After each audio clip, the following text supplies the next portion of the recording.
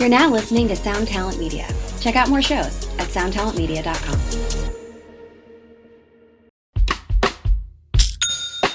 When you think about businesses that are selling through the roof, like Skims or Allbirds, sure, you think about a great product, a cool brand, and great marketing. But an often overlooked secret is actually the businesses behind the business, making selling and for shoppers buying simple. For millions of businesses, that business is Shopify. It's home of ShopPay, the #1 checkout in the world. You can use it to boost conversions up to 50%, meaning way less carts going abandoned and way more sales going through to checkout. Upgrade your business and get the same checkout Allbirds uses. Sign up for your $1 per month trial period at shopify.com/income, all lowercase. Go to shopify.com/income to upgrade your selling today. Shopify.com/income. Hello, you delicious individual, and welcome to another episode of the podcast. Thank you so much. If you are hearing this the week of the NAMM show, that means you're a patron of the podcast, and I love you for it. Thank you so much for supporting the show, and I hope you enjoy this sneak peek at next week's episode that everyone else is going to have to wait for. And if you're not a patron of the show, hey, no worries. I love you. I appreciate you as well because you're spending time with me, and that means the world. It just means you're going to hear it a week later than the patrons of the show. Oh, yes, and patrons, another quick message for you because I'm recording this for both groups of people right now. I don't want you to fret because next week you'll get the companion bonus piece that is possibly one of the nerdiest things I've recorded in a very long time. And I'm talking comic books with my friend Jason Mays, who is on this episode. On this, we talk a lot about Jason's story, basically. Jason has been a guest on the podcast several times. He started out, in my view, he's done a lot of things, but I got to know him first through his work with the channel Working Class Music. And as he describes, that has went through some changes, and he's got his own YouTube channel that's blown up right now called PlayJason, and he's doing all kinds of writing for Guitar World, Guitar.com. He's working at Orange Amps. He's got his fingers in all kinds of different pots in this industry, and he's one of my favorite people to talk to. I really enjoy my conversations with this man. So if you want the full Jason story, I would suggest going back in your feed and checking out the first couple appearances he made on this show. That'll help flesh that out a little bit more and get you to the point that we're at now. But if you're already familiar with Jason, I think you'll want to hear this. There's some kind of behind the scenes stuff he talks about that hasn't really been discussed publicly, and it might help explain some of what's been going on over there as far as his content and the team at Working Class Music's content goes. But yeah, great guy. We talk a lot about burnout and how to manage it and how I managed it and still try to manage it. And I think there's something in this for everybody. So another ridiculously long intro. Let's get into this one with my buddy Jason Mays. Here we go.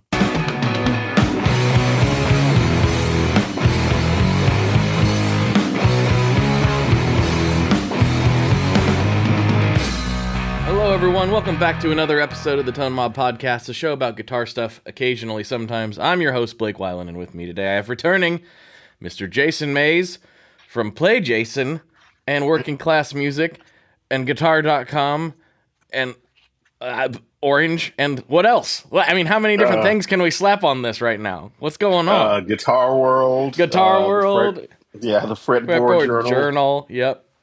I think that's it. I mean, yeah, that's.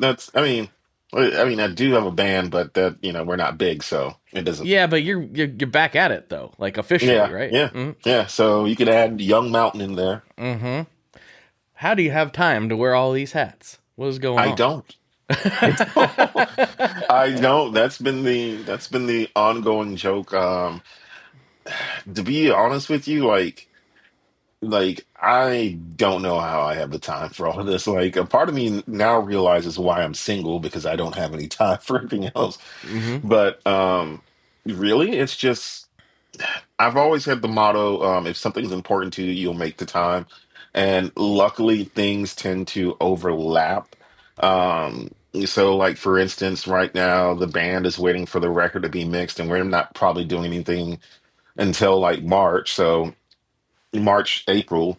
So I have that leeway with working class music. That's kind of become Nelson and Xander's show. So I've kind of taken on a guest host role, if you will. Okay, So yeah. I that's was going to me. ask about this evolution, so we'll get into that. Oh yeah, we'll get into that. We'll get into Hmm. that. Hmm. But yeah, I don't know how I have the time. I try to sleep, and that doesn't happen often. So Yeah, you got to get the rest in though. Sometimes you'll you burn do, out. you You'll do. burn out. Yes. And all last year I was on the brink of burnout, so I understand that. Hmm. Yeah, I mean, I kind of relate to that. I don't have as many. I do a lot of the same things though.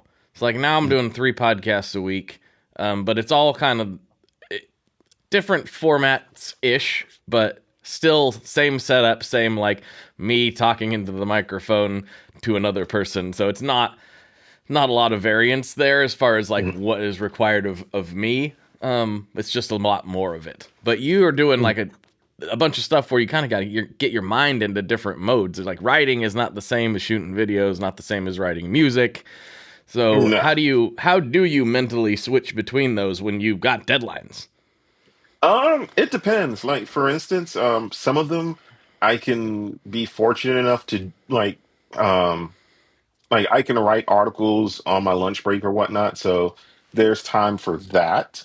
Um, Beyond that, like when it comes to writing music, when I used to work at Guitar Center full time, I would write music or write articles on my lunch break.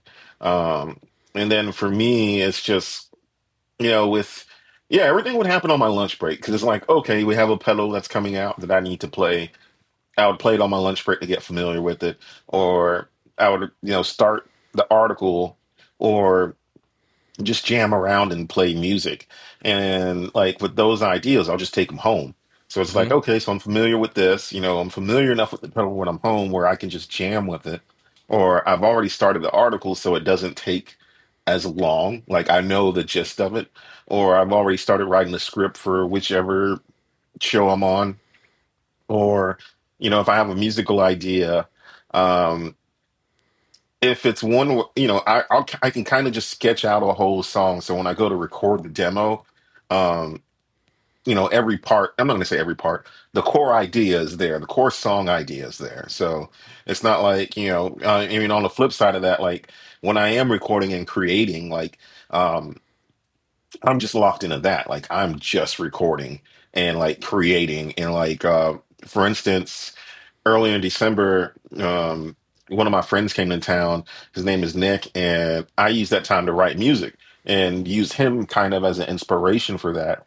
And that for me was just writing from the ground up, and I forgot how that felt. But it's as the kids say, once you're locked into whatever you're doing. Hmm.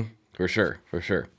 I want to take a couple steps back because I realize we just dove right in, which is cool, but I Hmm. want to give a little bit of history. So I met Jason originally through getting familiar with his work with the channel Working Class Music. You can go back and listen to that interview. That was one of the first ones. I was 20, I want to say 22, 23, somewhere in that ballpark. I don't know. Has I it can't, been that long? it's weird, right? I think it Hmm. has. Yeah, I feel like you maybe guys were maybe around, I don't know, 10,000 subscribers or something at that time. Maybe. I don't Hmm. remember exactly, but time is flying. Yeah, because Yes. we did Gear Fest at Sweetwater 2 years in a row, or at least I did, and I think that Hmm. was No, 23. I did I think too. 22 and 23. I think Hmm. so. Yeah, maybe it was even 21 when you first did it. That's I weird. think I get the feeling it might be 21, Yeah, but. we're getting old, Hmm. man. What's going? Yeah. No, I got the gray hairs. Yeah. Uh-huh. Yeah, oh, yeah, me That too. might It's be coming stress. in. It's coming in right Yeah. here. Big time. Yeah, we're getting old. Yep. I was talking to another YouTuber today, Archie Beats, and I made the joke because he was like, "Yeah, because he has a kid, and he's like, yeah, I can teach you how to yell at kids like the old man." And it dawned on me, and I made the joke. I was like, "We're no longer the cool kids," Mm-mm. and I was like, "No, we're the old heads now." So, Yep. Ryan Burke and I, when he did, I've been doing a lot of these update episodes as we mentioned off the air, and Ryan Burke came on, I think, last year, and I was like, man, when we first got to Nam, he was like my Nam guide. Him and Steve like showed me the way through the chaos the first time, and I was so happy because it's so overwhelming and weird if you've never been there before. Once you've done it a few times, it's no big deal, but the first time's a lot to handle. Yeah. And Ryan was mentioning, he's like, yeah, see, back in the day when you that was your first Nam, it was their second, and we felt like we were kind of these weird new guys invading a space where we kind of maybe didn't belong 100% because we were like these weird people on the internet talking about guitar stuff. We weren't a magazine or anything. There wasn't even a section for when I applied for my media badge where I could put in like podcaster. Like that wasn't an option. And I spent a lot of NAM explaining what a podcast was. So it was a weird time. It was like 2016. And now, just like you said, like, oh no, now somehow we've become part of the establishment. Yes. It's weird, which I wish that meant more in terms of monetary success than it does. Yeah. But I do too. If it did, I wouldn't be doing so many things. You're right. Exactly. We just do one, maybe two. Yeah. Yeah. Oh man. That's not to just complain crazy though. to think about. I'm glad to be in this position. It's just weird to have kind of went that other way, and now we're looking at some new people coming like, oh, we're not that anymore. We're the old heads. Mm-hmm. Yeah. Mm-hmm. Yeah. Anyway, I got a little sidetracked, but Jason's been on a few times. Good. So if you want to get to know him more from the whole story, go listen to those episodes. From here on out, we're just going to be kind of rolling with the new times, as it were. And like I said, he's got a lot going on. So how did Working Class Music transition to its current form? And then what inspired you to start the PlayJason channel, which is taking off maybe even faster than that Working Class Music did, which is crazy. Let's see. I can give. All right. So I'm kind of giving you the exclusive because I haven't fully talked about this. So with Working Class Music, I call it the dark summer. There were things were just not going well in our group, and things were just like things were just it was taking a toll on everybody. And we had with four of us, there's bound to be a personality clash. Like it's like a band. Yeah. And I I put in a lot of work, and that work was often noticed by other brands and other things. And I contributed a lot to Working Class Music. So with the personality clashes and whatnot, and mainly I didn't want anyone to feel left out or that Working Class Music was just the Jason Mays show.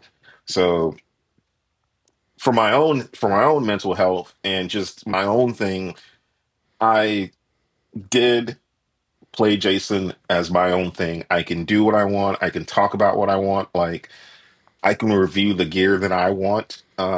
If because it got to a point with Working Class Music like where even like there were certain brands who would reach out to me and ask me to do a review, or they would want me to do a review for Working Class Music and guitar.com, and then that kind of caused a little bit of conflict because it's just like, all right, cool, like they just so who gets this gear, or I don't, this person isn't interested in another jazz master, Sure. or another review, so to say. And it's just like or this person feels like they're not being noticed enough. So it was a it was a it was a it was a tumultuous time to say the least. And you know me and Nelson, despite it all, trying to carry through with Working Class Music and make it happen, and continue it, like keep it going, like not let the intrapersonal drama affect the show. So things got to a point where I kind of would play Jason, that allowed me to be more hands off and let working class music be everybody else's thing. Mm-hmm. And that was cool for me because um as if you can't tell, since I do a lot of things, I'm very much a person who, like, I don't want to say I'm a control freak, because I don't think that's accurate. But like when I'm in a project, like I'll script the idea, I'll come up with the idea, I'll script the idea, I'll make sure, I'll talk to the brand, I'll do a lot of the work. And you know eh, that wasn't fair. That isn't fair to everybody else or to myself. So for me, it's just like, well, I can take my work effort, I can take that effort and focus on PlayJason, and, focus on the things I like, and not make working class music seem like it's just the Jason Mays show. We're just going to talk about Jazz Masters or Jaguars or this Chase Bliss pedal or this old Blood Noise pedal. Everybody else has other interests. Like, Xander is like the doom stoner metal guy, and he wanted to bring on more of that, and he has, and like he loves distortion, so he has, and then it's funny enough, Nelson wanted to stay behind the cameras, and he was kind of pushed into being on the camera, but it's cool because it's kind of like he's now in it. Like he is now in it. Like he's finding his footing, and now he's playing guitar on camera, and there's the things that he likes. And the, and with all of that, and I thought that would personally help things, and it did. Um because then, with that, I didn't have to worry so much about working class music, and that was one less thing off of my plate. And but it still created a little bit of conflict, because it's just like, um then brands would approach me for Play Jason because they saw that taking off, quote unquote, or they would want me to review something personally because, yeah, I'm better suited for that, like that thing, Mm-hmm. like, so it's so working class music has transitioned to what it is. um to be blunt, like, Tia is no longer on the show. Right. Um, and Xander and Nelson, like, that's kind of become their show. And I've kind of just taken a back seat because of everything that's happened in the past. I didn't want, I personally just didn't want to experience that again, if I'm being selfish. And then not only that, but, I wanted everybody to have creative control of this thing that we built up.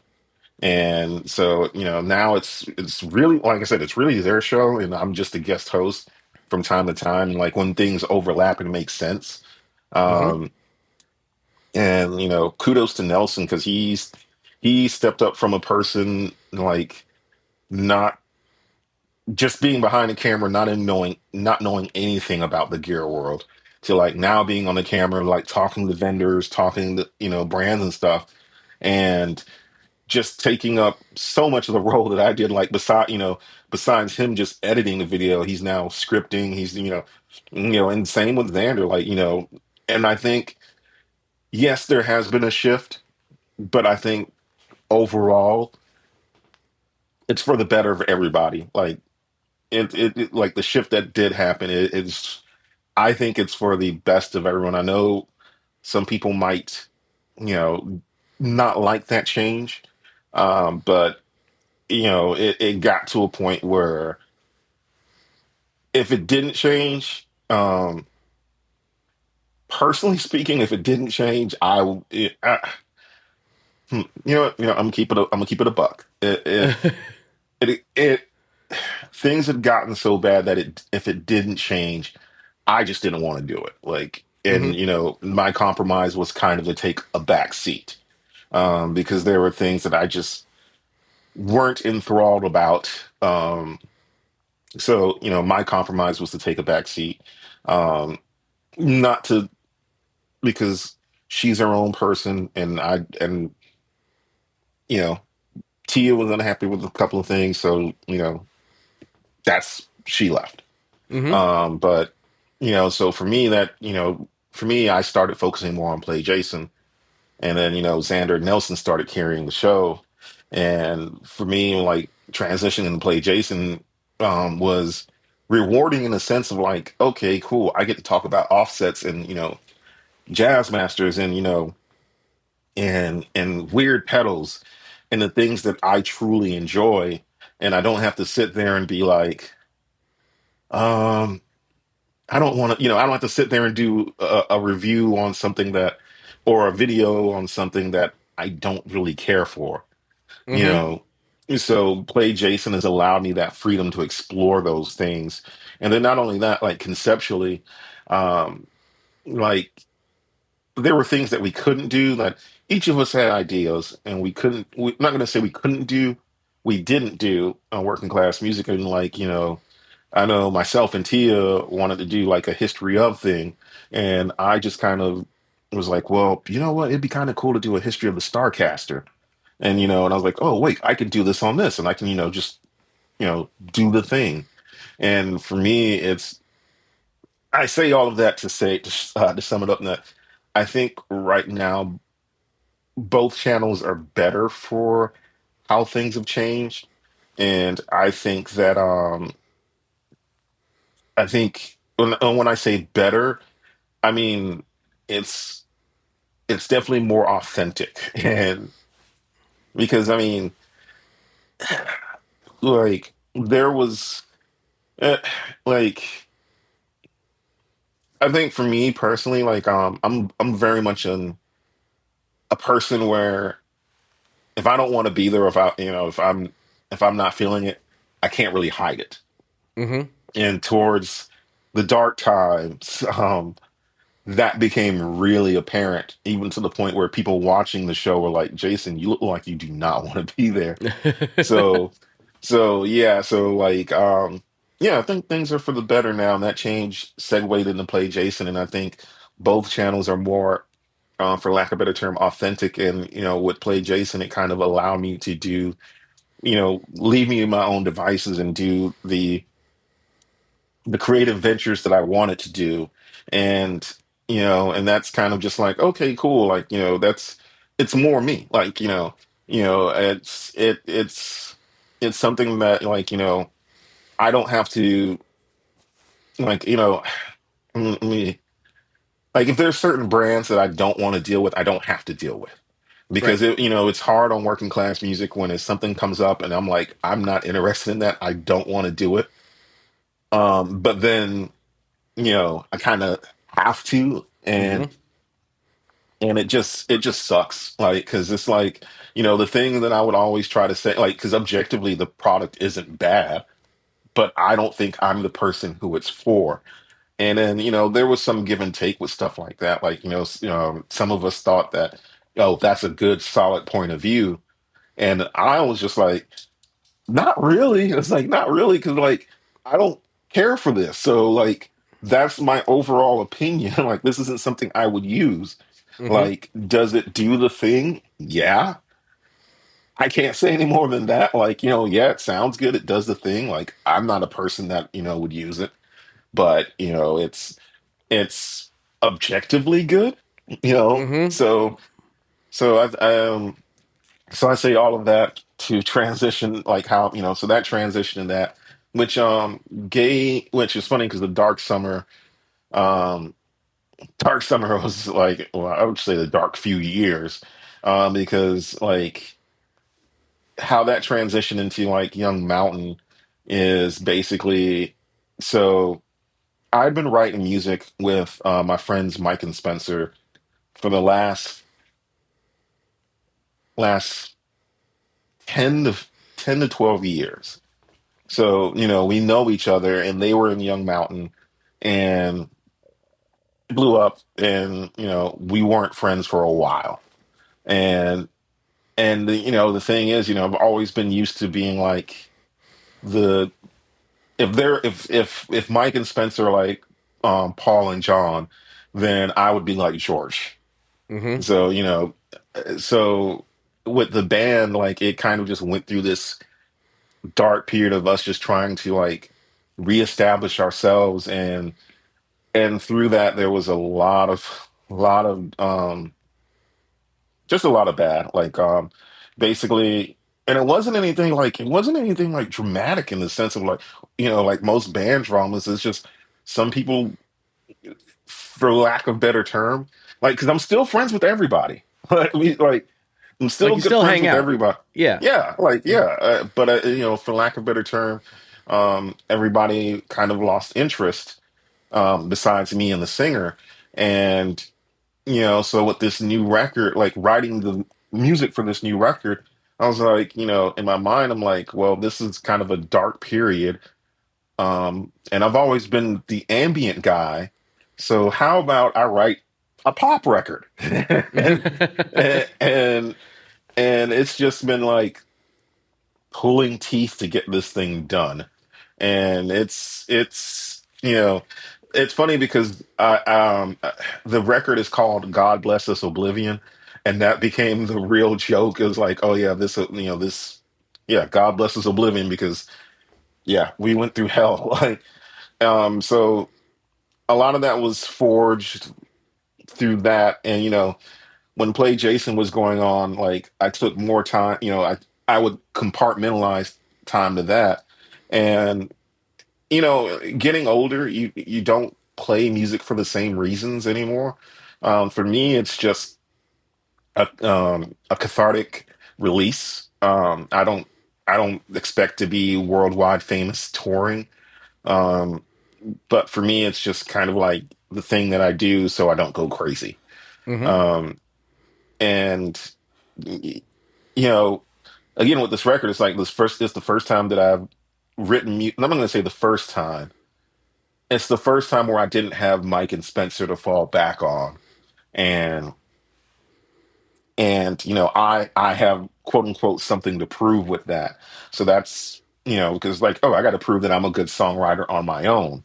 And because for people in our circle, and or when I say our circle, like the circle that knew, like that knows me and whatnot. It's not like so for me there was that challenge while dealing with working class music. And it was just really a lot of that, especially now thinking about it, that was just me working through everything just not to deal with the world falling apart, Hmm. in so many ways. And writing articles was pretty easy because if it was every article. Here's the cheat: every article that I do, I like the product. Every video that I do, I like the product. And so it's all of those. I was doing all of that to kind of keep my head down and like make sense of this crazy time that we were going through, because I was depressed as hell. And we were joking about burnout, and I was like, no, I was past few years I was operating on burnout. And then I just didn't realize how I didn't have any, like, time management wasn't, I didn't have any healthy time management skills. And the thing about that led to that is because like then I got a promotion at my old job, and I was like, all right, well, I can try to balance all of these things with with working 40 plus hours a week. And that was probably the darkest time ever, because I was just continually burnt out. And it made things very hard for me. Um and like, so that leads me to Orange, which I'm a dealer rep for them now, because Oh, cool. yeah, yeah. And Hmm. I kind of just was just like, hey, I like working at Guitar Center. There's just a couple things about it, um really, just keep it a buck. Keep it a buck. Really, there was just one person that kind of just ruined it for me. And and and I didn't feel appreciated. I'm not gonna say that, because Josh, my boss, like he was one of the managers that made me feel the most valued in my life. But like it was just like it was one of those things of like I was already depressed dealing with everything else, and then this person that I have to work with, we're not getting along, and the working environments become toxic. I needed, I needed to make a change for myself, and Mm-hmm. that change was Orange. And I was just like, oh, well, a 9 to 5 where I have a set schedule, and it's a different environment.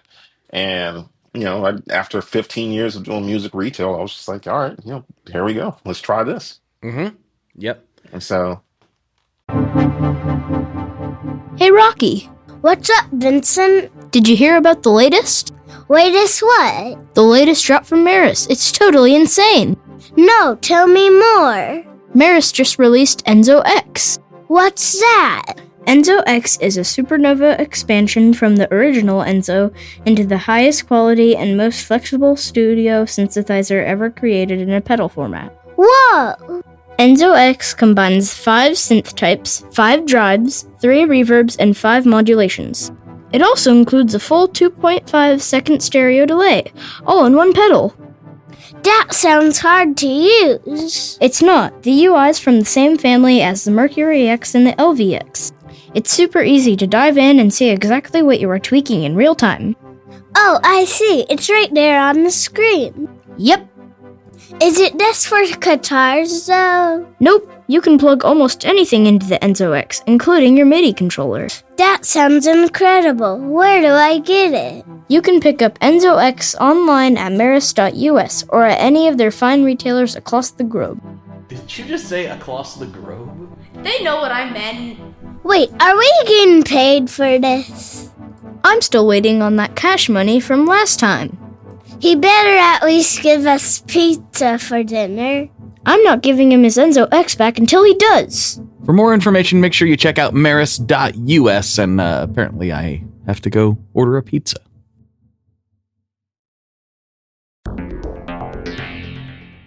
How exactly do artists get their music on Spotify, Apple Music, Deezer, Tidal, all these services? How in the world do you get your music there? Well, in the past, you had to use something called a record label. But these days, you can use DistroKid. DistroKid is the absolute easiest way to get your music up on streaming services, and it's the most affordable way to do so. Not only do plans start at $22.99 for the entire year, that's less than $2 a month, DistroKid also does not take a cut of your streaming revenue, unlike some other services out there. Even better if you sign up by going to tonemob.com/distrokid. That's tonemob.com/distrokid. One more time, that's tonemob.com/distrokid. You'll get 30% off. That's right, 30% off their already extremely reasonable prices. So go to tonemob.com/distrokid and get your music out there. We are brought to you today by Sweetwater, specifically the Gear Exchange. You may have heard about this. This is a place where you can go to buy and sell your used gear. Maybe you got a pedal over there that's just kind of collecting dust. Maybe there's something you've been eyeing from the Sweetwater catalog.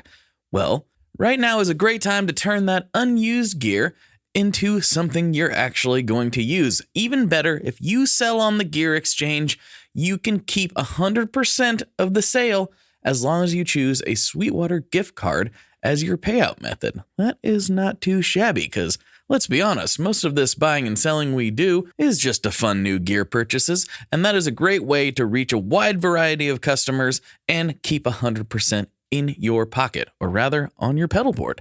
So go check out the Sweetwater Gear Exchange and turn that unused gear into something that's actually going to help you write that next huge riff. Well, Yeah. in your role as a dealer rep, you kind of have a unique thing where you see the dealer perspective on things, Yes. right? Which is yes. helpful when you're talking to all these other people. It's like, look, I've been in your shoes or a version of your shoes for a long time, so I know exactly what you're looking for, and here's how we can make it happen, or how we can't, or whatever. So yeah, that's a cool thing. Well, I appreciate you sharing all that, and there's a lot of things I kind of want to pluck out of there, and Yeah, go ahead. similar situations, but different in that, like, YouTube is a huge hole for me as far as I'm kind of doing stuff everywhere, but never consistently on YouTube, despite telling everybody on the podcast that I'm going to many times over the years. I get in fits and spurts, and I don't, because this started as an audio show. That's where the bulk of the audience is still. And when I absorb podcasts, I say absorb because everyone just used to listen to them. And now that's not the case. A lot of people watch them as well. And if you talk to some like real old head of podcasters, they'll tell you like that a YouTube podcast isn't even really a podcast because of technical, like it's not an RSS feed, blah, blah, blah, blah, blah, blah, all this stuff. And I'm like, yeah, but that's what it's evolved into. That's what people know now, right? So it doesn't really matter. Things if evolve. It's what it is. And I'm like, I need to. And whenever I am consistent, it is noticeable. But I've piled so much other stuff on, I've realized I need to stop trying to put a square peg into a round hole, because I would be like, I'm going to do this demo. And I did, I don't know, a handful, 20 demos maybe. And I don't mean the short little clips for Shorts, Instagram, TikTok. I don't mind doing those, because that's just like constructing a piece of music, and that's fun. So I'm like, all right, I'll find a sound I like in this piece of gear. I'll record a riff with it, and that's a lot of fun. But I have no interest in sitting there and be like, and now we're going to sweep through this knob, and let me show you what it's like.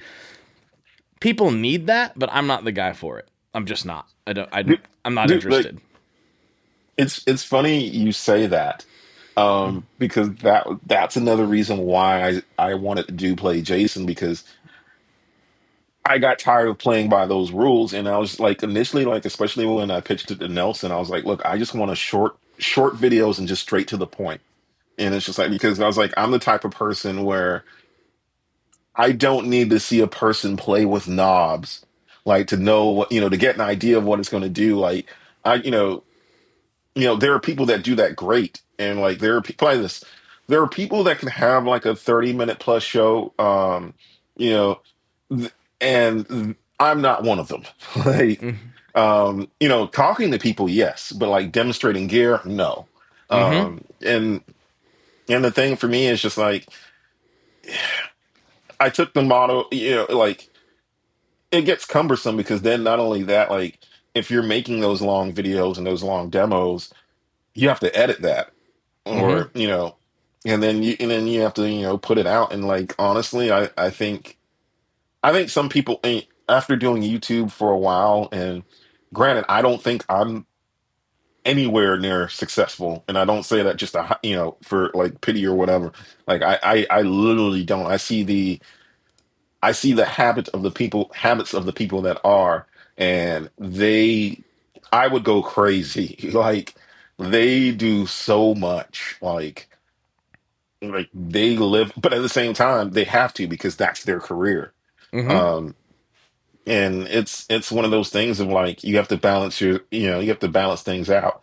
And I don't want to assume, but I imagine with you, being a family man, like, that's, you have to give them attention too. So trying to figure that in to the equation in the 24 hours that were allotted a day, I can imagine that's crazy. It definitely factored in, because the whole reason I started doing any of this stuff was my old job was, just to put it lightly, way more than 40 hours a week. And it has to be. There's no way that it can't be. And it was a fairly long drive as well.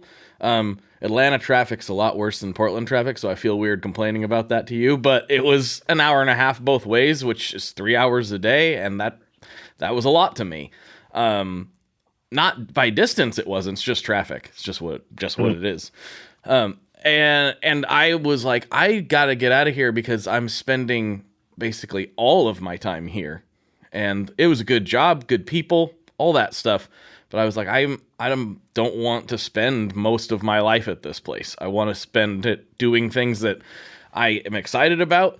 And I'm about to be a dad. Now, I am a dad for over 10 years at this point. And I was like, I want to be there for my kid. One of the best things that my dad did, not financially, but for me as personally, was he worked for himself for 12 years while I was a kid. I saw him every day. It was great. That wouldn't have happened otherwise.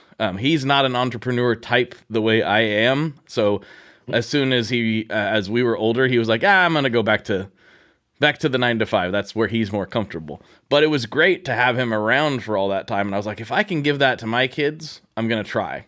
And Dude, that's been really rewarding. as someone who I would say half and half in that situation, because my mom is pretty much an entrepreneur and she worked from home a lot of the times, but she was working. Um, I wish I could have had my dad do that, like, for different reasons. Um, and I say that to say to you, that is a gift that your kid will appreciate. Like, they might not appreciate it growing up. When they're older, they will appreciate it, and that says a lot because part of the reason I wanted to do a 9 to 5 at Orange was because I was like, oh, I get paid time off and all these other things, all these, I get holidays off, so I could go home to see my family and see my nieces and nephews, and granted, I haven't been a part of their life, and a lot of them since they were born, and that has done a toll on me. Because family is important, and the older I've gotten, the more I realize it, and the more that I realize, that you need to make a change, especially with a job, to make time for those that are important to you, because we no one, knock on wood, nothing, but no one knows when they're gonna go, Mm-hmm. and I just I learned the hard way of not making time and forcing myself into these things and working all the time, to achieve certain things and not being there for the people that I love, the amount of regret that causes. And, granted, I don't have a child, but if I did, if I did have a child, there would probably only be PlayJason. Like, Right. because that child would be my top priority, because Mm-hmm. and I think it's a millennial thing too, where we were raised a certain way, so now we want to make sure the kids, we'll probably, because my sister and I talk about this. I think people in our age range are more open emotionally than our parents were. Mm-hmm. So that has informed parenting skills for our generation to be more open about giving, dedicating our time to our kids and making sure they're happy, and or rather being present in their lives. Mm-hmm. And certain jobs you can't do that with, like, um as much as as much as the good, as much good as I had with Guitar Center, it sucked a lot of time out of my life. You only have 2 days off, or two holidays off a year, and it's during the holiday season, any retail job, it's damn near impossible to leave, like, for an extended period of time. That's when they make all of And their money, basically, for the year. yeah, Mm-hmm. yeah. And so it's, not to get off subject, but I think from what you said and from what hearing you talk about that, it resonated with me, because that's mentally where I was a few months ago. Just kind of like, I need to make this change, and I need to make more time for the people that I love. And I say all of that, and I'm like, I'm still just like trying to figure everything out of how to do all of that.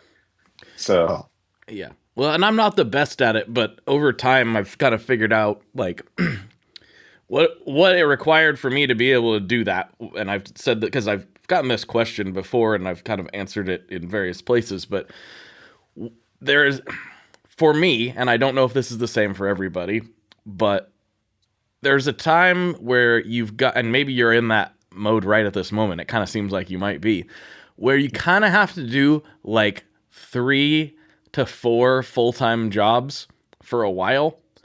And then at some point you'll realize, okay, now I can back it down to 2. or maybe 1.5. Probably never fully one the way that musicians are wired, but Oh you yeah, know, no, it's never fully one. It is yeah, never fully one. but Like, that's just how I had to do it. I had to, I was working full time in the oil industry, doing consulting work, and trying to build the podcast and trying to get Stringjoy going at the same time for like 3 years. And I got to a point when, I've said this before, like, financially speaking, I should have held on to that job a little bit longer. Quitting when I did put some strain behind the scenes that was difficult for me to sort out. But I did eventually. But I couldn't have quit any sooner than that, even with all those things going and all of them going pretty well. Being the breadwinner, with a wife and 2 kids, it was like, I don't have an option. There is no, like, if I can't make this work. It's like, no, you make it work. That is all it is. If you can't make this work, you have to make something else work. There is no, you don't make it work. That's not an option. And to paraphrase Rhett Scholl, there is no plan B. exactly. Yeah. Yeah. So I just had to go full steam ahead. And, Scott's talked about this before too, because people are like, well, how did you do this? Did you get a bunch of investors and stuff? And he's like, I'll tell you how I did it. I was in my early 20s, living with a bunch of other dudes and credit card debt. That's how I did it. It's not sexy. It's not sexy at all. And so there's a time and place where you can put all your eggs in that basket and go for it. But I think having an exit strategy, whether it goes perfectly or not, is the way forward, because nobody, I don't care who you are. I don't care if you're the most hardcore grind set entrepreneur person on the planet. Eventually, you're not going to be able to do it anymore, either mentally or physically or both. At some point, you run out of energy or time, and you're going to run into a situation where you have to make a decision. And it's best if you can, like, grind really hard for a set amount of time, but have a strategy to get out of there. That's the only way I've seen it work. Yeah, I mean, it's funny you say that, because I was going to make the analogy. It's like, for me, it's like JRPG, in particular, Final Fantasy VII, like, where you grind for, if you want to make that game easy, you have to grind for a certain amount of time and get yourself to a level where things are relatively easy. Some things will still give you difficulty, but you spent all that time improving yourself and your stats, that some things are a lot easier than if you hadn't done that and you weren't prepared. Mm-hmm. So it's I think, for me, I'm curious about how that like how you handle that mentally, because, like, I can only imagine, and, like, from my not perspective, but from my background, like, I'm always internally freaking out, and that's not anxiety. That's, besides the anxiety. So, like, not to turn this interview around on you, but, like, that I interview people too. So, like, Yeah, that's totally. so like, how did that play into your mental health? That was part of, like, I was physically fine. Like, I was 27 when I first started doing all this stuff, and I think I was 29 or so when I went full time. I might have been 30. I can't remember, but I think I was 29. And so physically, it, like, wasn't too bad. I still had and still have plenty of energy. Like, that part has been okay. I've been lucky that way. But mentally is where it started getting to me. I was like, I can't do all this anymore. Like, my brain's full. Like, we have maxed out the gigabits that I am capable of processing, and there's no upgrading the RAM further. Like, this is it. So it was that kind of point. But it also, I find that life kind of, while as much as I said, like, try to have an exit strategy, life will kind of hand you them sometimes. So, like, full transparency, the company I used to work for had a really fantastic retirement program. Like, one of the best that I've ever seen. And to the point where it's like, if this had never happened, I don't know if I would have maybe even had the courage to necessarily make the change until maybe much later in life, as far as full-time goes. What I might have done is let go of one of the other projects. instead. So what happened was that company sold the facility that I was working in to a smaller company. Smaller company, still a good company, still good bennies and all that stuff, but the retirement program was not even half as good as what the other one was. It suddenly went from top cream of the crop level retirement program to something you can get basically anywhere. And so I was like, this is the golden handcuffs have been released, right? Because so that happened. And I just went to my boss shortly after that happened, and they gave us all the presentations and everything. And I was like, hey, look, I'm going to quit. I don't have to quit tomorrow. This is not a type of thing where I'm putting in my 2 weeks and you guys are going to be screwed now. It was not one of those things at all. It was like, honestly, take as long as you need. Like, I can give you 6, 8, 9 months to help transition, because there's a lot of things to learn at that place. And if you do them wrong, the place blows up. So So I'm learning about orange. Yeah. Yeah. This is gasoline, so it literally was an explosion. Oh, literally, it blows up. Yeah, it literally blows up, and half of Portland goes with it. So it was crucial to have people know what they're doing before they just start going in there and turning valves, basically. So I was down to make that transition, and they were happy for that as well, because I mean, that makes their lives way easier. So it was kind of a nice, slow transition, where I was like, okay, I'm going to come in 5 days a week like normal, or 6 or 7. And that's just how it is. But as you get these new guys in here and they start getting trained up, I'm going to start dropping back. And it got down to where I was only coming in 2 days a week after a few months. And, to be honest, if I could have maintained that, if that would have been something they were open to, like, I could do this. I could do 2 days a week and then do my thing the rest of the week. This is a balance I could have, but that wasn't really an option. So that was the longest way of saying eventually life kind of just hands you these things, I think. And I was at that mental breaking point. I was like, I literally just cannot. I'm starting to drop balls, and I can't do that or nothing's going to work. So once that became the reality, I was like, oh, I don't have to hold this one anymore. I can let go of this one. And I do think life will send those things your way eventually.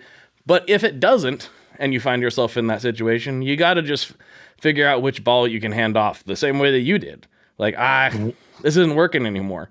No hard feelings, but, this isn't working for me anymore. And recognizing, when something you love has reached that point is a healthy thing. So I don't know if that answers the question or not, but for me, for me, it just kind of happened.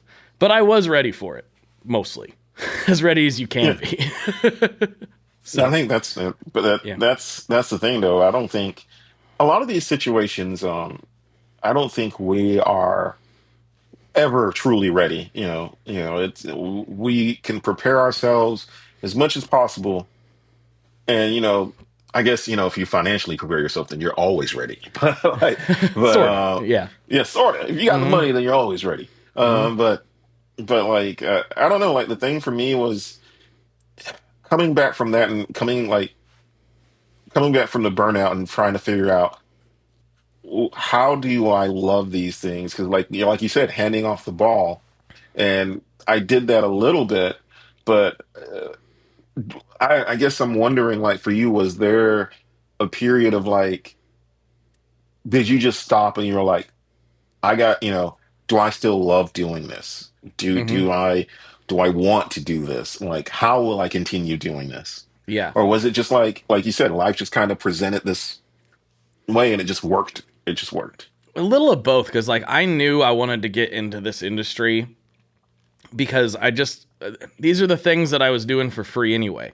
I was going in forums and looking at pedals and looking at stuff. And I just knew that, like, I really enjoyed this stuff. And even though maybe you get a little bit jaded the longer you're in it, it's still, like, as soon as you think you're over it, something comes along and you're like, oh no, there's the magic again. It's always there, even if you feel like maybe it's gone. And I still find it exciting. I find the people exciting.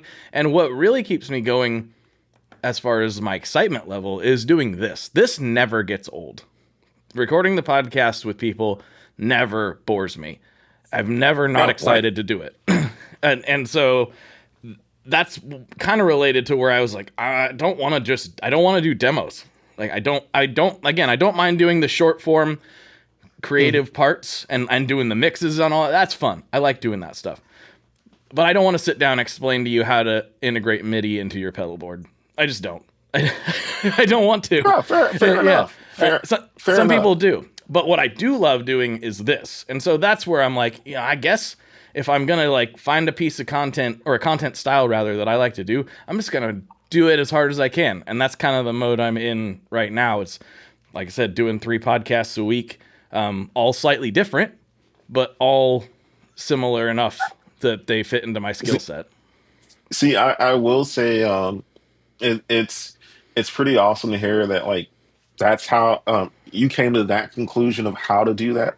Because for me, like for a little bit, I'm not even on the front. For a little bit, like it was rough doing everything. Like and I had to reevaluate how to do certain things. Like right now with working class music, like I pretty much love that I just show up and play guitar, and then that's really it. You know, I'll host, but my hosting isn't as tied down in like I'm not I'm not preparing to do something I don't like.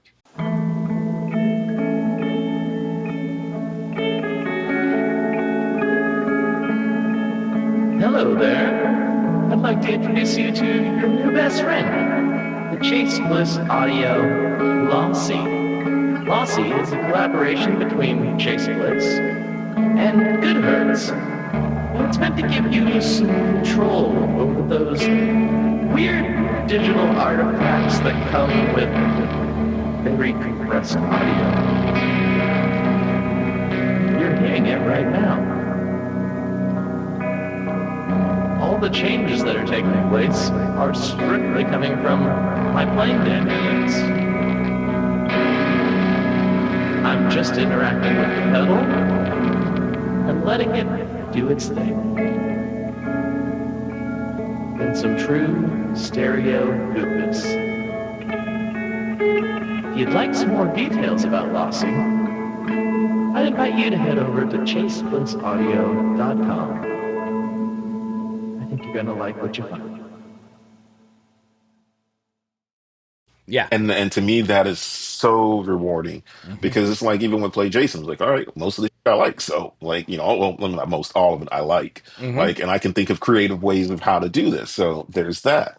And then, you know, with music, like, you know, granted, we work a lot slower than normal bands, but you know, for me, it's just like, all right, I've gotten to a place where this is how the band is going to operate, and this is what works for me.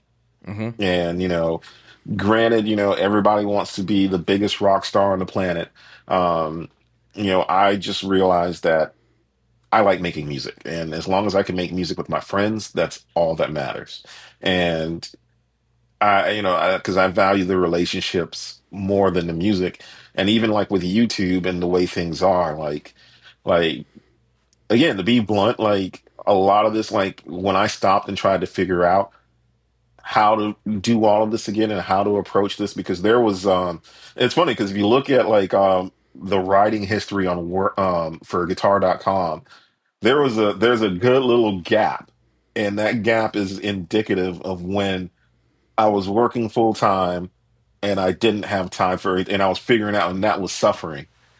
And you know, it it it, it it's cool because hearing that was your approach to things, and like, you know, this is the thing you love doing, which is obvious. It's very obvious. That's why I'm like, anytime you're like, yeah, let's do a podcast, I'm like, hell yeah, let's do it. I will make time for this. But you know, I think for me, like you, it's just taking a step back and figuring out, you know, why I love doing these things and how to keep doing them.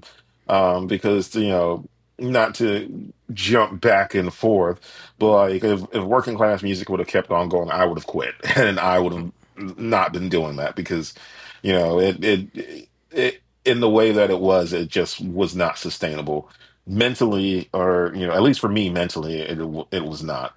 And the same with the band. Like if the band was a commitment, like a full-time touring band, I would be done. Like I wouldn't want to do that. Like it's just like, it's funny because Matt, my singer, he was like, "Oh man, we should record more songs and make it a full length." And I was like, "Why?" I was like, "Why?" I was like, "I don't want to do it." I was like, "One, we're not big," and I was like, people have short attention spans. EPs, like 4 songs EPs, unless you're established act, is good enough.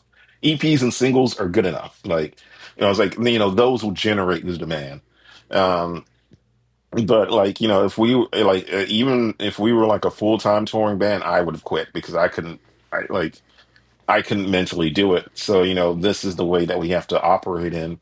And then even, like with PlayJason, like if PlayJason became to the point where it's like I don't want to say because it is like a business, but it's my business. Like, Mm-hmm. um, and if it got to a point where like I was just cranking out videos just to crank them out, I would quit. Like, if it was one of those things of like, okay, I'm doing this because, granted, at the end of the day, yes, I would love to make YouTube a career. I would love to be like some of our friends and, have that be the full-time gig. But at the end of the day, I don't want to compromise my integrity on anything I do to achieve those goals because then it's not fun. And then you get burnt out and then you ultimately quit no matter what you've achieved. Um, and I say that another example of that is like when I was working Guitar Center like all last year, and I I was one of the I'm going to say this I was in the position that I was in. I was one of the highest paid people in that position within the company, and I saw my W-2 from there because I still work there like one day a week, like just because I really like my manager and some of my coworkers, and I'm just like, so for me, it's become more hanging out, Mm-hmm. and but like I saw my W-2s and I was like, damn, that was a lot of money I made last year. I was, I was like, yeah, but I was like, yeah, but you quit because you didn't like the environment, you didn't like not having time, and this just wasn't, you stepped down from your roles because you didn't like those things, and ultimately, what I'm circling around saying is like, yeah, we have to do something because we love it, because if we don't and it becomes work, then you're just going to drive yourself crazy and you're going to quit inevitably or Mm-hmm. inevitably quit. Or get And fired because you're doing a bad job because you don't care about it anymore. yeah, Like, yeah, pretty much. it'll work itself out. Yes. It, Yeah. it's a weird thing because like once in a blue moon, I actually, and it's weird. It's weird to put it like this because it makes it sound like it was some horrible job, and it wasn't. It was the best regular 9 to 5 I'd ever had. I was paid well, great bennies. It was just a lot. It was just a lot of time, and I still have nightmares about being there. I'll go to bed and sleep and be like, what am I doing here? Everything was working. Why am I back here? I don't want to be back here. Kind of like being, people have those back in high school dreams. I have a back to the 9 to 5 dream. I'm like, what am I doing? Everything was going well. And I wake up and go, oh, good. It was a dream. Oh, whew. And my wife and I will talk about it sometimes because I'm like, oh man, those guys are probably making like, I don't know. Cause they got annual raises like clockwork. It's just that's how that industry goes. Because if the people that work at that place aren't there, and in every market in the world, there's a terminal like that exists. And if those people aren't there, the whole economy around that area is going to have a problem because that's where the trucks go to get the fuel. So they're really, really important parts of the supply chain for literally everybody. So it's an important job is the point. And it's totally behind the scenes. Most people don't even know it exists. That said, they get compensated for it because it is an important job. And so sometimes I'm like, oh man, those guys are probably making whatever an hour now. And my wife's like, does that make you want to go back? I'm like, nah. No, I mean, it'd be cool. And it's nice to know that like that I still have those people there that remember when I was there, and I was just there like last year just saying hi to everybody, and they're like, do you want to come back? And I'm like, no. But I tell you, it felt good to know that they would still have me. Yeah, That was a nice feeling. I got to admit that. And I like all those people a lot too. They're really cool people. But yeah. Like, I mean, think about it this way: when you're working a full time job, you spend more time with those people than you do your family. way So more. it's Way more. yeah. So to know that, like, to leave and know those people in a way, that's their way of saying, "Hey, we miss you." Like, to me, that's always a heartwarming feeling. Like, even going to Guitar Center, and one of my coworkers, Reagan, like, I give her so much, but well, I give them so much. But like, it's every time they see me and just seeing how they light up, it it it warms my heart, and it kind of is just like it's nice being missed. Mm-hmm. It's nice being appreciated, and especially since I was around these people more than my family. Yeah. So, Yep. Yep. so, but I don't. Was there anything else from the nuggets of things that I said that you wanted to pick up? Because I know how I get. I tend to talk, and then we'll. No, it's good. It's good. I think this is kind of how I expected it to go. I wanted to get into like the behind the scenes and like what you were thinking, because obviously I know you well enough to know that all this stuff you were doing wasn't happening just because, right? It was Mhm. intentional things that you were putting into place and, making chess moves, so to speak. Yeah, yeah. Like, I But mean, honestly, like, business wise, I love my current position in Orange. And again, it is an adjustment from what I've done for 15 years.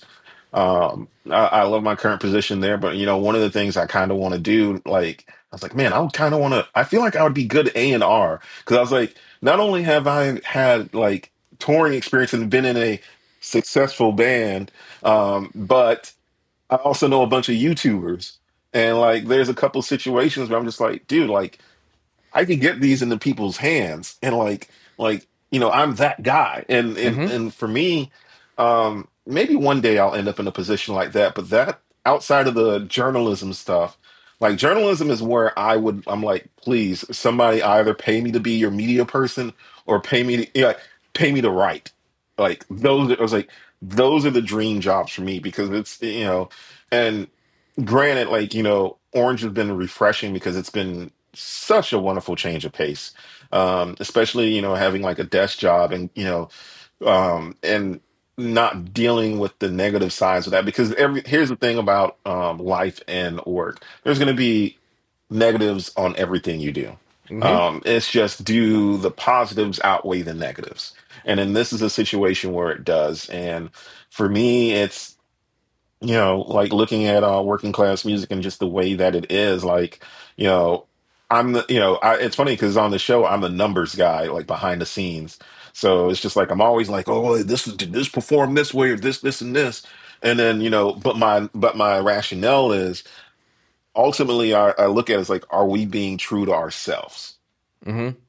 And if we're being true to ourselves, then none of the other matters, because, like, you know granted, just that's just the way I am. Like, I have to do things, and, like, and honestly, what little success I've had with Play Jason, it's just because I would like to attribute it to, I'm just being myself, and folks gravitate towards that, because I'm not the best guitarist. Like, even with working class music, I've always said Tia was the best guitarist on the show. Like, I was She's like, great. what? Mhm. Yeah, I was like, what the hell are we doing here? Like, so for me, it's just like, all right, cool. Like, people like working class music, and then people like Play Jason, and they like what I do, and because there's imposter syndrome, and to this day, because I was talking to Russ Fro, and like, he said something in the text, and I was like, dude, I was like, this might be hard to believe, but I was like, I'm still just shocked anyone knows who I am. Like, I was like, because it was like, one, it's not about like notoriety, but it's with me, I've always had imposter syndrome. So, and that's due to, and these are things I can talk about a little bit openly now. It's always like, the most quote unquote successful band I was in, I was ripped to shreds because admittedly I wasn't a good bassist. And I initially joined as a guitarist, and that was just a horrible experience for me mentally. And that was like, hey, you're not good enough to do this. And then telling the person like myself who's always had that like you're not good enough chip on their shoulder because life has always put me in those situations. um that did a number on me. So to have folks, because I'm not a shredder, and I'll never claim to be a shredder, like but to know that I can do something competently enough to where people appreciate it. um that's something I still have trouble wrapping my head around, because I'm just like, I was like, I genuinely like doing this stuff, and I'm not doing it for praise or like to be the biggest, YouTuber or whatever. I'm just doing it because I'm a creative and I have to create. And like, you know, and I have to figure out these things, and and I like to figure out how things work. Mm-hmm. And so for me, I'm always creating. And it's one of those things again. And like the point that I was trying to make with all of this is like, it's it's cool to be a part of a community, and it's cool to be missed and appreciated. Again, and it's not like a whole woe is, oh god, I'm not gonna say that because I'm not yeah, no, because it's like, oh yeah. But it's not like a situation like, oh, pity party Jason. It's just like, no, there are people that have been mentally conditioned to believe that they're just not good, and no matter what they do, like, and I'm one of those people. So for me, being creative is just a way, not to express skill per se, but it's just a way to find happiness, if that Mm-hmm. makes sense. Yeah. Find contentness, or No, being I content. So the imposter syndrome thing is like so real, and I don't know. I don't know that it's always a bad thing. I experience it. I don't know if it's ever going to go away. I mean, I'm not even sure if I 100% want it to, because if you don't have like a tiny bit of like humility, there's a good chance that nobody wants to really be around you.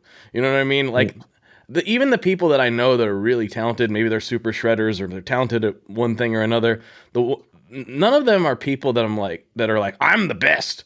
Look how cool I am. I'm the best. They're all like very good. And when people compliment them, they're like, thank you. But I'm not as good as that guy, even if they probably are, just having some humility, I think, is a good thing. And I mean, I definitely experience the imposter syndrome all the time, because it's like, what am I doing talking to Tommy Emmanuel?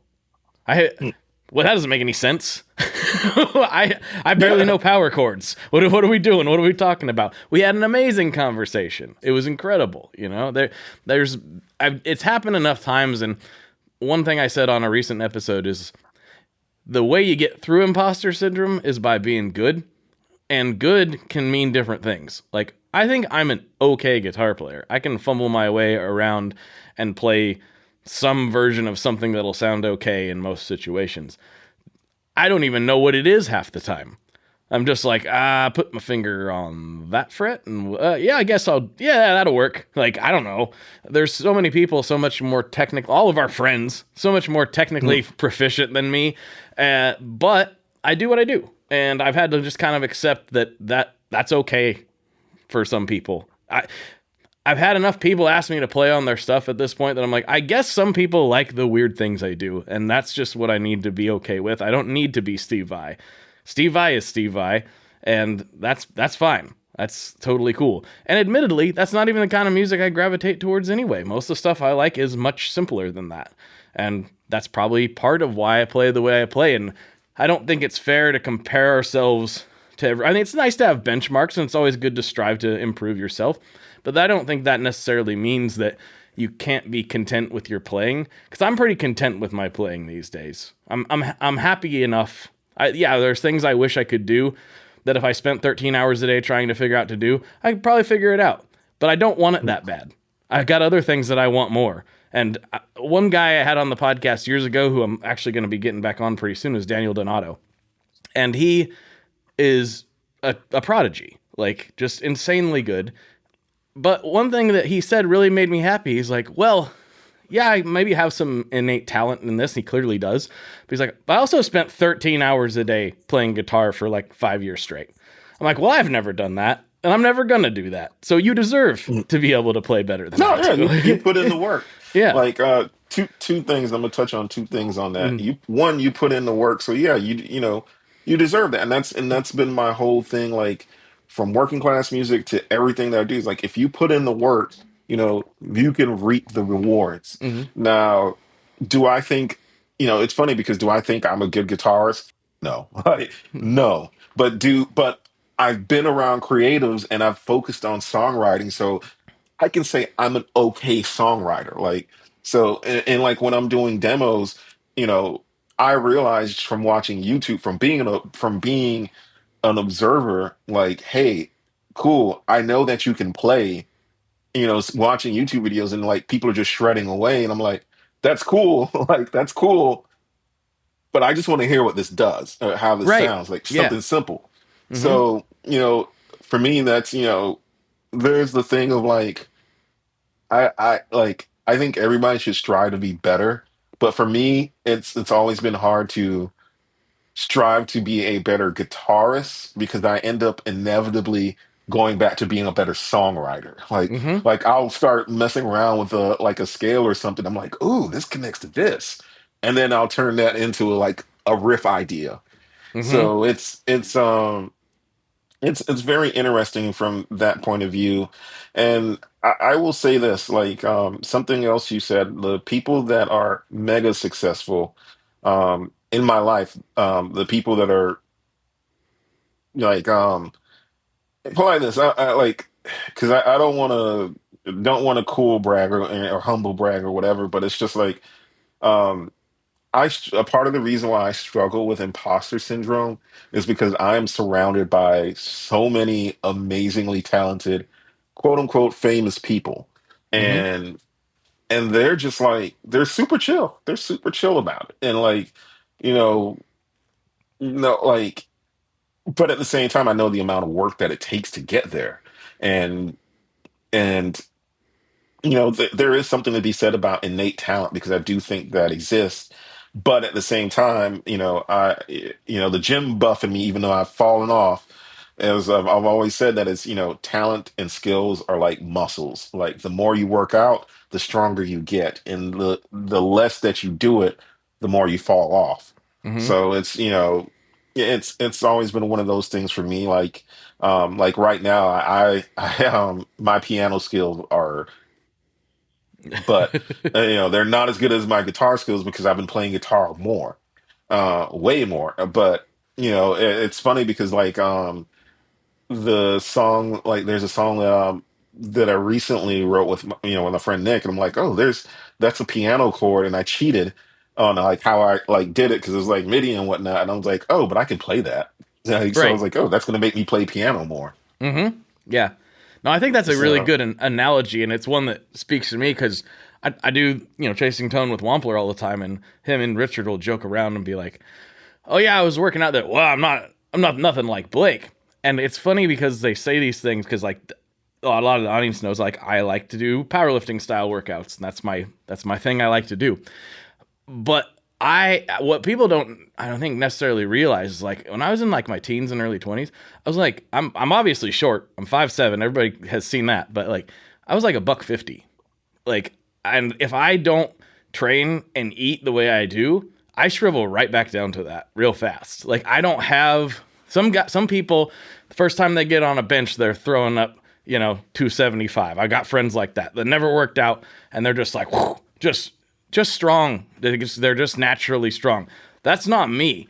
So like all the things that I've been able to do, and I'm really happy with how that has progressed over the years, but it's been like 20 years of constant, like just hit it to get to where I would say that I'm like a C or maybe a C minus in the actual powerlifting world, which is like really funny because Brian's always like, oh yeah, Blake's over here lifting cars. I'm like, dude, the guys I train with, I'm so far behind them. That goes back into like something I was going to say, because again, it's imposter syndrome. And like, for instance, the last Guitar Fest, I remember like the Nano Cortex going in there, and then Aaron Coburn is playing, and then I'm like, and then all these people that are way better than I am are playing and demoing this thing, and I'm like, wait, I got to go and play. Yeah. Like, I gotta Yeah. do this. Like, and then it's just like, there was like with the panel verb, I remember just doing that and just being like, wait, Emily from Get Offset, like I just remember her playing and just being like, wait, I gotta go follow that up. Like, I was like, she's closer to Jack White than I am. Like, I was like, I'm She's just great. ambient noodle guy. Yeah. But it's one of those things of like, it's the imposter syndrome and real, and the thing that I can't wrap my head around is most of the people that we look at as great, or a lot of them within my life. If I'm gonna pull one, because I know he'll be okay. No, I'll pull two. I'll pull All two. right. One example would be Chris Lent. He tours with Polyphia, Bad Omen, but he was the drum. Well, he is the drummer in From First to Last right now, and he was in I Set My Friends on Fire, and he is the reason that I still play music. Like when I was at my lowest, um, he was there for me, and I absolutely sucked ass at guitar. And then Chris is just being this amazing drummer, and we're just jamming and having fun, and like we like, but he motivated me to keep playing, and it wasn't, and like, but he's super humble. Like you would like, and that was the point I was going to get to. Is like talking to him. He's super humble, and you would never know any of those things. Like he's Chris Lent is probably the most hilarious person ever, and I wish everybody could be around him, because every time I'm around him, I'm smiling and having a good time, and I love and miss that dude severely. But he is one of the most humble people. Like the dude went viral for keeping time on the drummer of Polyphia's leg. Like that was him. Yeah. Like, Okay. So that was, the dude is severely talented, but it's just like sometimes, like the way, like in conversation with him, like as a friend, like, he'd be like, hey man, I got this song, I did this, I don't know, kind of, and like he'll show it to me, and I'm like, musically, it's like, holy, like, it is the, like, it is musically, like, this dude is complex without knowing he's complex, and it's just like, I was like, yeah, you write like a drummer, like you write everything like a drummer, and like, but he's great, and like that's, I've surrounded myself with people like him, and then there's, people like Michael Bond from Issues and Woe Is Me, one of my best friends in the world, one of my absolute best friends in the world, and I love that dude so much because one, like, he is his approach to music is being super humble. And like anytime we're out, like just hanging out, if someone comes up to him, he takes time for them. And there are these things that I watch, and I'm like, not only does he take time for them, like, you know, if someone like shows him music or whatnot, or like says something, he's like, hey, he's like, dude, I know how to scream, like, and I can kind of sing, like, he's very like, he doesn't realize how good he is. Like, but the thing is, if you put him in a studio, like I've watched this dude write songs and write lyrics, and I'm like, in my head, and I've never said this to him, and I'm like, dude, you should be like writing pop songs for other artists, because your wordplay and like the way like, and you would never know this, just like, but because he's so reserved, and like, he's super cool, but he's reserved, and he's so humble, and like, the point I was trying to make, like with those two people, is like you would never know that, like, because we it's always the grass is greener, and like they're insanely talented, but they don't think that, they have their own imposter syndrome, and it's for me, it's like the joke for me is like, what am I doing around these people? like, it's like, so it's just one of those things. I think like every musician, 'cause, to be blunt, on the flip side of that, and I'm not going to name names on this one, but I have met some musicians both in between music and YouTube who have their own head up their ass and Mm-hmm. think they are God's gift to playing. Um, and I don't want to be around them. Hell, I'm not looking for like at this point in my life, I was like, I feel like I hit the old head point where I'm like, look, I'm just not gonna fake anything. Like if I don't talk to you, Right. that's like at this point next week, if I don't talk to you, just that I just don't like being around you because it's just like it becomes a battle of egos, and it's just like you know, it's that makes things discouraging because then it's just like, oh, I know I'm better than this person. I know, and I'm just like, well, is it about being better? Like, yeah, you might be better than me at guitar, but like, you're not fun to be around. like, Right. you know, Yeah. so yeah, like that's so there is the flip side of that, and it's just like you said, like the people that are we're in the age now, and I want to say thanks to the internet now, like where it's not like everybody can be Ingve, where it's like you can have the ego and all this other because you don't have the internet. Now we have the internet, and it's like, okay, yeah, you can have an ego, but people are going to know, and no one's going to be around you. Like worst case scenario, Kanye West. Think the Well, man's a genius, but his ego has ruined him, mm-hmm.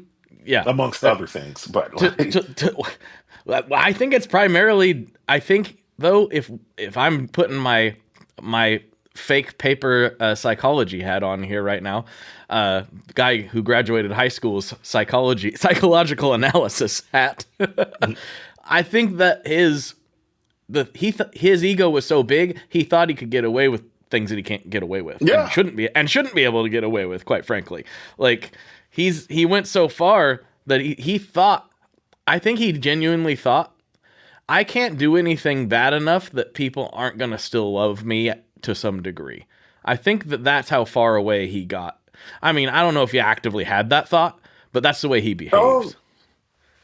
yeah. I mean, I agree with that. I agree with that statement because I mean, when you embrace Nazism and then just be like, oh, but you're still going to love me and this and this, Mm-hmm. and it's just like, dude, no, like No. it was just an ego thing, like, Yeah. and the thing is, I know people that know him and they're like, yeah, he's the nicest person ever. I was like, oh yeah, they're like, oh yeah, but that motherfucker got an ego. They're like, he's got an ego. like he's Yep. nice, but he's got an ego, and Mm-hmm. and it's just like, there's the actually recently, and recently I was I go down YouTube rabbit holes, and my recent obsession is Michael Jackson. Always been an obsession, but here's the thing with Michael Jackson, and this is something that's very telling from a guy who clearly he does have an ego. It's not always on like there's that "We Are the World" meme where Bruce Springsteen and then Cyndi Lauper starts singing and Michael just like looks down and he's just like, oh, this is not good. But but there's the moment like when you realize like he decided to reunite with his family and do the victory tour over doing a tour for Thriller because there was Mm-hmm. no world tour for Thriller. Right. So, you think about the money, like, because yeah, Victory Tour was going to be successful. At the time, it was billed as the biggest tour or the most profitable tour. But it's easy to say that Michael would have made far more money just doing a Thriller world tour. Probably. Yeah. Probably so. Yeah. Mm-hmm. But he chose his family. You Mm-hmm. know, he begrudgingly chose his family, but he chose his family. You know, Mm-hmm. Well, so to Jason, me, it's just I was gonna say, I just realized how long we've been going. It didn't even feel like that long. But yeah, go ahead and finish your thought there. Sorry, oh no I no just no no no. Like I was gonna say it's it's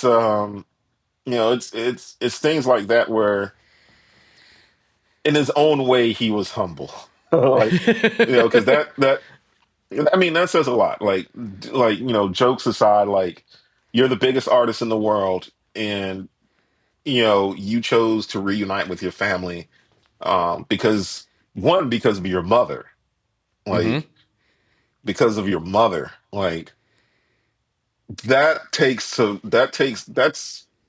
I don't think, and I say all of that because I don't think a lot of people, if they were in his position, they would have done the same thing.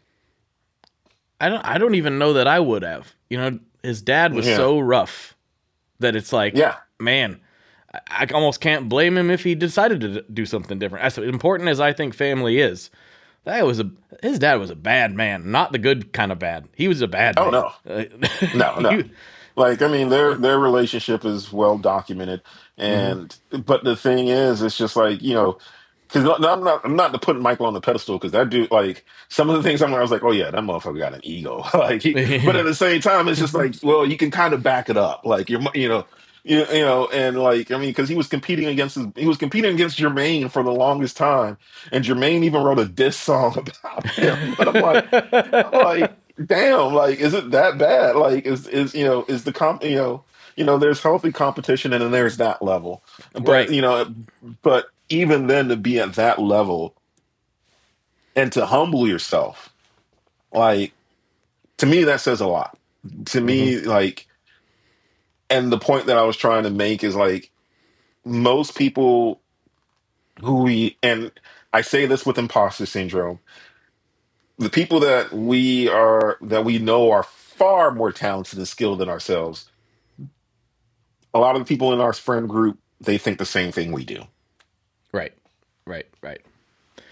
Well, Jason, this has been great. We got to slide over to Patreon and see what kind of nonsense we can get into over there. I Oh got yeah, because I was going some. to bring up comics. I Oh have yeah, not we got forgotten. we got some stuff to blabber about, and you've already answered the classic question, so I think I'll let you tell everybody where they can find you, and we'll go from there, and we'll wrap it up. What do you say? Well, dear listener, you can find me at my handle, Jason, JASTT, Mays, MAYS, on Instagram. That's what the Play Jason channel is under. That's what everything that I do is under. You can also find me over at Working Class Music. I'm there doing the thing with my friends, and you can check out my band Young Mountain. We do have an EP coming out this year, and I got to figure out when we're recording a music video. So, yeah, so yeah, just check out those things. For Young Mountain, it's Young Mountain Official, and yeah. All right. And Jason's going to send me all those links so I can put them wherever the words are on whatever platform you're checking this out on. The links will be there. Because I can't just say, Yeah. oh, they're over there in the show notes or what. I don't know. People listen to this on literally like 60 different platforms. So I don't even know what those platforms are half the time. So go wherever the words are, and that's where you'll find the links for all that stuff. Jason, thanks for hanging out. And Dude, thank you by for the time I having me. put this, by the time I put this out, we'll probably be in the air flying to the NAMM Oh show, yeah. and I'll see you there. Oh yes. I apologize if I'm going to be jet lagged out of this world, because that's been the running thing for me at NAM. Is like, I'm just perpetually jet lagged. Well, yeah, you don't have. I'm in the same time zone, so it's not that bad for me. Yeah. I just go south. Yeah. Yeah. Nah, All right. nah. I purposely broke up the trip, but yeah. All right. All right.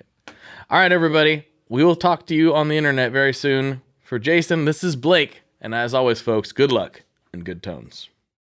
Alrighty, folks, I hope you enjoyed that episode. I always enjoy conversing with Jason. He is a very enjoyable person to conversate with. And if you need more, well, guess what? If you're a patron of this podcast and you're over on Patreon supporting, you're going to get about another hour and 20 minutes or so of Jason and I blabbering. Now, like I said in the intro, this is one of the nerdiest conversations I think I've ever had on this podcast. It is not guitar nerd, though. Well, though half of it is, but a lot of this is Jason and I getting to unleash our comic geek side of things. It is a intensely comic geek related conversation, and it goes on for quite a long time. And I think it'll help explain a few things about both Jason and myself. So if you'd like to support the podcast and get all sorts of interesting extra content every single week, go over there, and for $5 a month, you can get access to it. And it really, really moves the needle for me. I'm telling you, it may not seem like it, but that is huge for helping make this thing possible. The patrons of the show, in many ways, help make this thing happen. In fact, there are a couple times in the past where this show literally could not have continued without the support of the Patreon supporters and the old Tone Mob family, which some of you guys are still on. That's an old thing that doesn't really exist anymore, but some people are still supporting that way too, which is basically Patreon before Patreon existed. So anyway, thank you all so much. I appreciate you so much. I will talk to you on the internet very, very soon. Bye-bye. One last thing before we totally sign off here, I just want to remind you that if you do any shopping at Stringjoy, that's Stringjoy guitar strings made in Nashville, that will help me out as well. As I've said for years, I'm heavily involved in that company, and I really do think they're making the best products on the market. So if you would like to try custom strings, go to tonemob.com/stringjoy and check them out today. I seriously love what the team down there is doing. I help them out with all kinds of things, and by you supporting them, you are also supporting me as well. And hey, you need some strings, so why not get some custom strings just for your guitar and playing style? Again, the link for that is tonemob.com/stringjoy, and that will take you right to their website, and you can do all your shopping through there, and that will help everyone involved out. So thank you very much. Talk to you next time. We are brought to you by the wonderful folks at Gun Street Wiring Shop. Yes, Gun Street Wiring Shop. I've talked about them before. I used to say based out of Bend, Oregon, but guess what? Sean moved to my neck of the woods. Sean's in Portland. Sean is awesome and has helped me with a bunch of stuff lately. And if you have wiring needs for your guitar, he can help you too. If you want to get weird with it, he can get weird. If you just need to spruce things up a little bit, there's your guy. He takes all the guesswork out of doing your guitar wiring, and he makes it simple, and his customer service is top-notch, and I can't say enough good things about Gun Street as a company. I really respect Sean and what he's all about, and the product is top-notch. I've got 3 different guitars that now have Gun Street harnesses in them, and I could not be happier. So go to gunstreetwiringshop.com and check them out.